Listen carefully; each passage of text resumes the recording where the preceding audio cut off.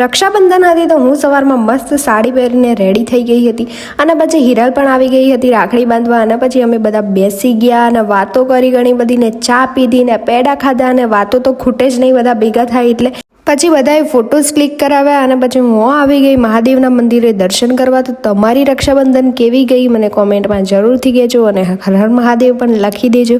અને પછી હવે મહાદેવના દર્શન કરીને હું આવી ગઈ ઘરે અને મારે આવીને બનાવવાનો હતો શીરો. અને શીરો મેં થોડો લેટ બનાવવાનું જ નક્કી કર્યું હતું કારણ કે બધા લેટ જમવાના હતા તો ગરમા ગરમ શીરો મળે તો વધારે સારું લાગે. અને થોડા દિવસ પહેલાં જ મેં બનાવ્યો હતો ઘઉંના લોટનો શીરો તો આજે પણ હું ફરીથી એ જ બનાવવાનો હતો કારણ કે બધાને એ જ ખાવો હતો. એન્ડ હા, કાલે છે ને મતલબ કે રક્ષાબંધનના આગલા દિવસે હું લુણાવાડા ગઈ હતી અને ત્યારે સાડીઓ પણ લાવી હતી તો એ હું તમને અલગ વ્લોગમાં એટલે મતલબ કે કાલના વ્લોગમાં બતાવીશ.